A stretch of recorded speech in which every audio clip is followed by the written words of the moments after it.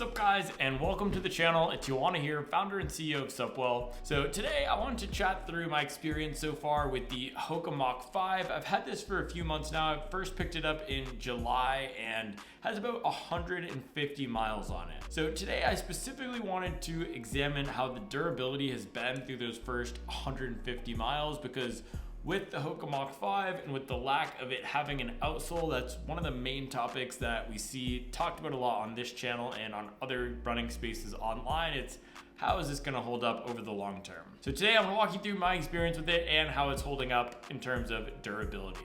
All right, let's get into it.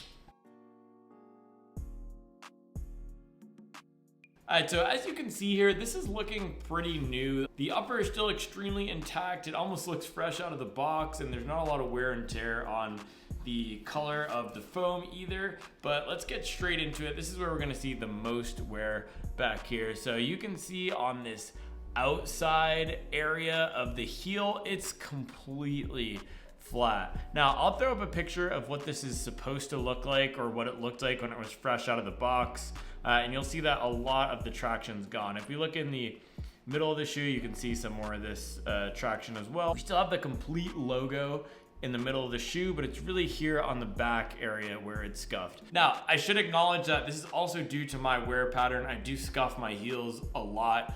Even when I'm forefoot to midfoot striking, I end up dragging a little bit. It's not the best, but you know, I'm not a professional runner, so I don't worry about it too much.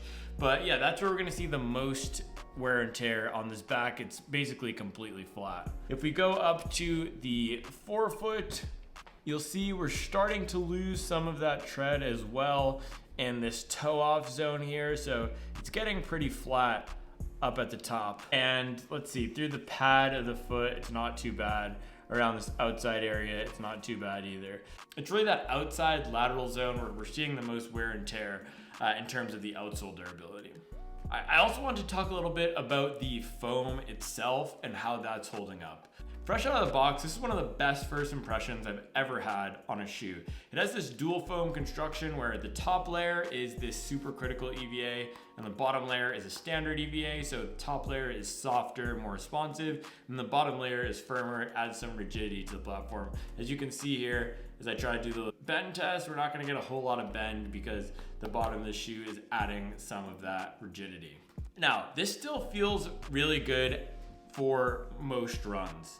However, on long runs, I have noticed towards the end of those runs, this is not giving me anywhere near the amount of support that I would like. And I'm not sure if that's because this foam is starting to degrade near 200 miles, between 150 and 200 miles, or that's because with the inherent properties of it and not having a huge stack, it just doesn't have that much support. But I will say this is one of the only shoes that I've worn in the past year and a half where my feet have started to hurt after wearing it. So today I did my 16-mile long run in these, and my bottom of my feet were absolutely killing me. Not even all the way at the end, it was probably mile 11, 12 where I first started noticing it. So I do think that this supercritical EVA leg, while it is fun and exciting, it doesn't have as much structure to it as I would like for a long run shoe. Especially if we compare it to the Adidas Adizero SL. This one is a bit firmer, a bit higher stack, and it also just has a more comfortable feel for the end of those miles. I think that's really gonna be the key issue with this thing here. There's a durability question of how long will it last due to the outsole, but there's also a durability question for that specific run where I don't think this is really a shoe that you wanna take over 10 to 12 miles for most days. So one more look at the bottom here of these shoes. Based on how we're doing with the outsole getting pretty worn down and my experience with the foam compressing a little bit, I do think I'll be able to get 250 miles out of this, maybe 300 miles, but I will have to pull this out of my rotation for long runs and use that Adizero SL for that instead. This just isn't a reliable option for me, at least. If you're going up to an hour 15, an hour 20 for your long runs, so for most people, if you're going 10 to 12 miles for your long run, this should be okay. But anywhere over that, unless you're a very efficient runner, I wouldn't suggest using this for your long runs. I really like this as a daily trainer style shoe. I mean, the downside is it doesn't have that rubber, so it's not gonna be as durable for every day, but that's where it shines for me in those everyday runs where I wanna go out there and move the legs.